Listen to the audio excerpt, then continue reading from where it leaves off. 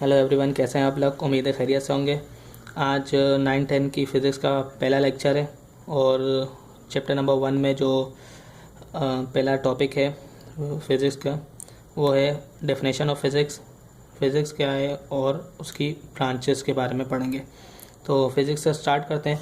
Physics क्या है। Physics एक ग्रीक वर्ड से निकला है जो कि फ़िज़िकोस है और उसके मीनिंग है नेचुरल। फिजिकोस के मीनिंग है नेचुरल। सही। फिज़िक्स की डेफिनेशन क्या है, उर्दू में किसको कैसे डिफ़ाइन करेंगे। फिज़िक्स जो है मैटर और एनर्जी के आपस में जो इंटरेक्शन है उसको हम फिज़िक्स में पढ़ते हैं, स्टडी करते हैं। तो फिज़िक्स में हम दो चीज़ों को मोस्टली जो स्टडी करते हैं वो हैं मैटर और एनर्जी। उसके बाद ब्रांचेस स्टार्ट करते हैं। जो फर्स्ट ब्रांच है वो फिज़िक्स की ये है मैकेनिक्स। मैकेनिक्स क्या है। मैकेनिक्स में हम किन चीज़ों को पढ़ते हैं, स्टार्ट करते हैं मैकेनिक्स को। मैकेनिक्स में हम जो पढ़ते हैं वो है मोशन ऑफ ऑब्जेक्ट, किसी भी ऑब्जेक्ट का हरकत। तो अगर मैं फॉर सपोज कार की एग्जांपल लूँ तो कार जब स्टार्ट होगी और उस हरकत करेगी तो उसको कोई फोर्स वगैरह चाहिए होगी। तो किसी भी ऑब्जेक्ट की, या अगर एग्जांपल के तौर पे कार के हम पढ़ें तो कार की जो मोशन है विद और विदाउट रेफरेंस ऑफ फोर्स और उसके बगैर, तो उन सब को हम मैकेनिक्स में स्टडी करते हैं। तो मैकेनिक्स में हम क्या स्टडी करते हैं, मोशन ऑफ ऑब्जेक्ट, किसी भी ऑब्जेक्ट के हरकत को। सही है। उसके बाद जो नेक्स्ट ब्रांच है वो है इलेक्ट्रिसिटी। इलेक्ट्रिसिटी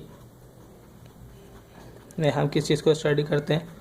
इलेक्ट्रिसिटी में जो पढ़ा जाता है, इलेक्ट्रिसिटी में हम उस फिनोमेना और उस इफ़ेक्ट को स्टडी करते हैं जो इलेक्ट्रिकल चार्जेस से रिलेट करता है। यानी कि जो चार्जेस हैं, प्लस चार्ज हो या नेगेटिव माइनस चार्ज हो, तो उन जो चार्जेस का इफ़ेक्ट है या उसका जो फिनोमेना है इलेक्ट्रिक चार्जेस का, उन सबको हम इलेक्ट्रिसिटी में स्टडी करते हैं। उनके ताल्लुक़ को, उनका जो असर होगा, उन सबको इलेक्ट्रिसिटी से मुताल्लिक़ हम इलेक्ट्रिसिटी में ब्रांच में फ़िज़िक्स की उन सबको स्टडी करते हैं। सही। ये हो गया इलेक्ट्रिक चार्जेस। ठीक है। उसके बाद जो नेक्स्ट ब्रांच है हमारी वो है सॉलिड। थर्ड ब्रांच है इलेक्ट्रोमैग्नेटिज्म। इलेक्ट्रोमैग्नेटिज्म समझ में आता है नाम से कि दो चीज़ें इसमें हम पढ़ेंगे। एक तो है इलेक्ट्रिसिटी और दूसरा है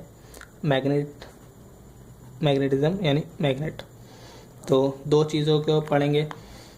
इलेक्ट्रोमैग्नेटिज्म में हम जो स्टडी करते हैं वो करते हैं ऑब्जर्वेशन, प्रिंसिपल्स, लॉज और मेथड, जो कि इलेक्ट्रिसिटी और मैग्नेटिज्म दोनों से रिलेट करते हो। यानी इलेक्ट्रिसिटी और मैग्नेटिज्म जो है मैग्नेट से ताल्लुक़ रखने वाले, उनके मुतालिक जो क्या कहते हैं ऑब्जर्वेशन है, प्रिंसिपल्स हैं जितने भी इनके मुतालिक, उन सब को हम इलेक्ट्रोमैग्नेटिज्म में स्टडी करते हैं। प्रिंसिपल, लॉस, ऑब्जर्वेशन और मेथड, तो इन सब चीज़ों के बारे में हम इलेक्ट्रोमैग्नेटिज्म में स्टडी करते हैं। उसके बाद हमारी जो नेक्स्ट ब्रांच है और जो फोर्थ ब्रांच है वो है solid state physics. Fourth branch का नाम है सॉलिड स्टेट फिज़िक्स। ये बहुत आसान सी ब्रांच है, बहुत छोटी सी है, आसानी से समझ में आ जाती है। सॉलिड स्टेट फिज़िक्स में एक ही चीज़ को हम स्टडी करते हैं, वो है सॉलिड मटेरियल। तो जितने भी सॉलिड मटेरियल पाए जाते हैं उनका स्ट्रक्चर, कि उनकी कैसी साख्त है और उनकी क्या क्या प्रॉपर्टीज़ हैं। तो सॉलिड मटेरियल के स्ट्रक्चर और प्रॉपर्टीज़ के बारे में हम सॉलिड स्टेट फिज़िक्स में स्टडी करते हैं। ठीक है। उसके बाद जो नेक्स्ट ब्रांच आती है वो है एटॉमिक फ़िज़िक्स। एटॉमिक फ़िज़िक्स नाम से ही समझ में आ जाएगा कि इसमें हम एटम्स के बारे में पढ़ने वाले हैं।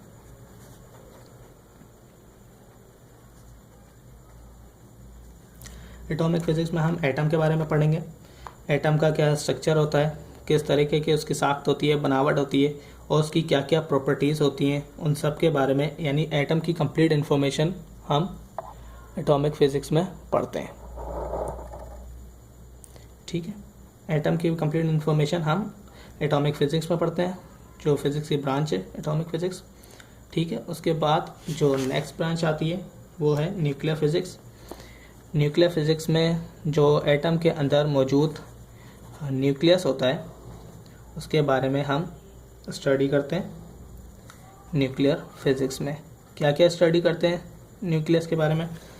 न्यूक्लियस के जो स्ट्रक्चर है, उसकी साख, उसकी बनावट और उसकी प्रॉपर्टीज़, और एक और चीज़ उसके रिएक्शंस, यानी न्यूक्लियाई जो है मौजूद है एटम के अंदर, न्यूक्लियस जो मौजूद है उसके जितने भी रिएक्शंस हो रहे हैं उन सब को हम न्यूक्लियर फिज़िक्स में स्टडी कर देंगे।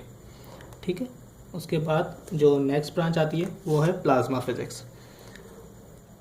ये हो गई हमारी 7th branch, plasma physics. Plasma physics में हम क्या पढ़ेंगे? प्लाज्मा फिज़िक्स में हम प्रॉपर्टीज़ को स्टडी करते हैं। किसकी? हाईली आयोनाइज्ड एटम की।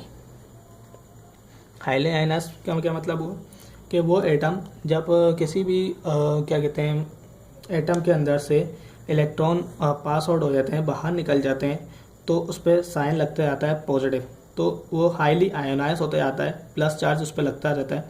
तो ऐसा एटम जो हाईली आयोनाइज हो उसकी प्रॉपर्टीज़ को हम पढ़ेंगे, और वो हाईली आयोनाइज होने के बाद एक ऐसा मिक्सचर बना लेता है, यानी बेयर न्यूक्लियाई बना लेता है। बेयर न्यूक्लियाई का क्या मतलब हुआ कि वो न्यूक्लियाई विदाउट इलेक्ट्रॉन, बिना इलेक्ट्रॉन का न्यूक्लियाई बना लेता है, या उसमें इलेक्ट्रॉन मौजूद होते हैं पर बहुत कम क्वांटिटी में मौजूद होते हैं।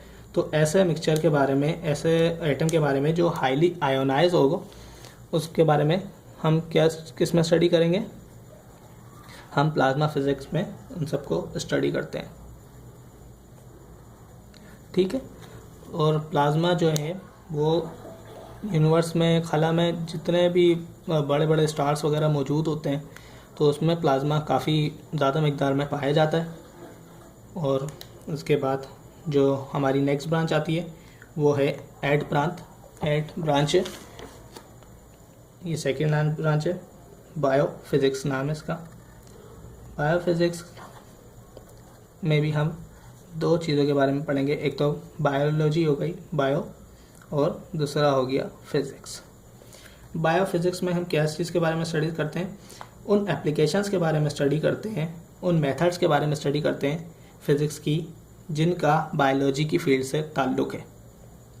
ठीक है, तो उन मेथड और एप्लीकेशंस का, उन सिस्टम का बारे में हम स्टडी करेंगे फिज़िक्स की जिनका बायोलॉजी से ताल्लुक़ है। जैसे कि अगर मैं एग्जांपल लूँ तो जैसे कि इंसान की एग्जांपल ली जाए तो इंसान का ताल्लुक़ बायो से है, लाइफ है, हम जानदार हैं, तो बायो से हमारा ताल्लुक़ हुआ।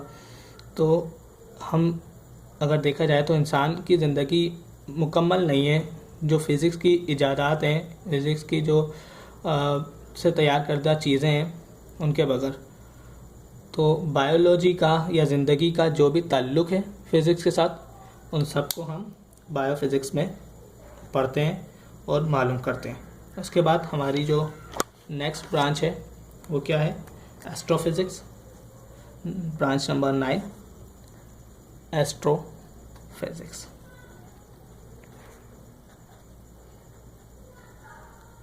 एस्ट्रोफिज़िक्स में हम किस चीज़ के बारे में स्टडी करते हैं? एस्ट्रोफिज़िक्स में हम स्टडी करते हैं उन एस्ट्रोनॉमिकल बॉडीज़, यानी खला में मौजूद जितनी भी एस्ट्रोनॉमिकल बॉडीज़ हैं, जितनी भी, उन सब के बारे में हम एस्ट्रोफिज़िक्स में स्टडी करते हैं। ये सिर्फ इतना ही है एस्ट्रोफिज़िक्स के बारे में कि जितनी भी एस्ट्रोनॉमिकल बॉडीज़ होंगी खला में मौजूद, उनके बारे में जितनी भी कंप्लीट स्टडी होगी वो हम एस्ट्रोफिज़िक्स में स्टडी करते हैं। तो इसके अलावा और भी ब्रांचेस हैं फ़िज़िक्स की, जैसे कि law of temperature physics, particle physics, optics वगैरह। पर चूँकि जो है ना ये हम 9-10 की फ़िज़िक्स के मुतालिक के सिलेबस के मुतालिक स्टडी कर रहे हैं, जो हमारी बुक में 9-10 की फ़िज़िक्स में शामिल है। तो उस 9-10 की फ़िज़िक्स की बुक में जो फिज़िक्स की ब्रांचेस हैं वो 9 ही हैं एस्ट्रोफिज़िक्स तक। तो ये कंप्लीट हो गई। उम्मीद है मेरा ये लेक्चर आपको अच्छी तरीके से समझ आ गया होगा। तो मेरे इस चैनल को डिजिटल पढ़ाई को सब्सक्राइब कर लें और ये वीडियो अपने क्लासमेट्स के साथ शेयर करें। अपना बहुत बहुत ख्याल रखें। Thank you.